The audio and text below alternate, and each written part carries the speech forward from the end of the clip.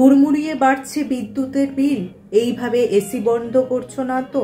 এই ভুল করলে কিন্তু বিদ্যুতের বিল বাড়তেই থাকবে।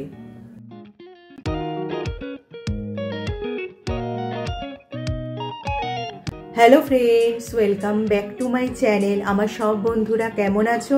নিশ্চয়ই সুস্থ আছো এবং ভালো আছো। আজকে যে ভিডিওটা নিয়ে আমি উপস্থিত হয়েছি, এই গরমকালে খুবই উপযোগী ভিডিও বলা যায়। গরম পড়তে না পড়তেই গরমের তীব্রতা কিন্তু বেড়েই চলেছে, যার ফলে কিন্তু এখন সবার ঘরে ঘরে এসি কেনার হিড়িকও পড়ে গেছে।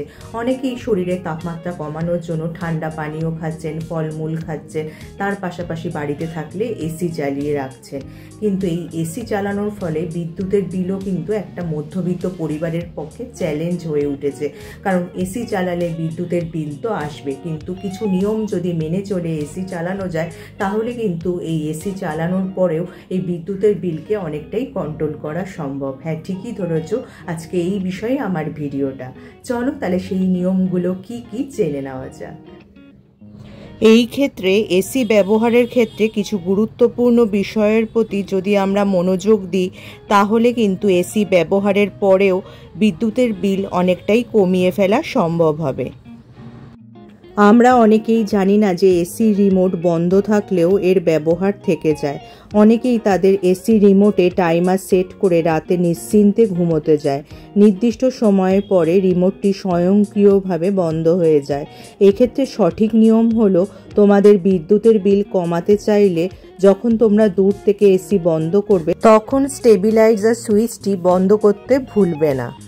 তোমাদের কেবল রিমোট কন্ট্রোল দিয়ে এসি বন্ধ করলে হবে না, প্রতিবার এসি বন্ধ করার সময় স্টেবিলাইজার সুইচটিও বন্ধ করা প্রয়োজন। এর ফলে সহজেই বিদ্যুতের বিলে সাশ্রয় করা সম্ভব হবে।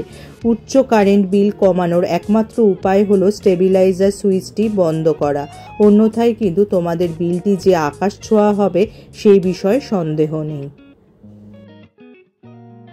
আর সবশেষে যেটা বলবো, তোমাদের কিন্তু সপ্তাহে একবার এসির ফিল্টার পরিষ্কার করা খুবই প্রয়োজনীয়।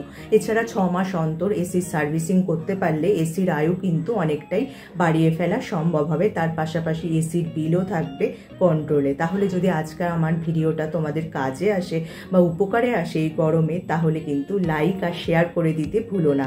আর যারা আমার এই চ্যানেলটা প্রথম দেখছো, চ্যানেলটাকে অবশ্যই সাবস্ক্রাইব করে নিও এরকম উপযোগী ভিডিও আরও দেখার জন্য। তার পাশে যে বেল আইকনটা আছে ওটা প্রেস করে অন করে দিও, যার ফলে যখনই আমি ভিডিও আপলোড করব নোটিফিকেশন তোমাদের কাছে পৌঁছে যাবে। আজ তাহলে আসি, আবার দেখা হবে আগামী পর্বে।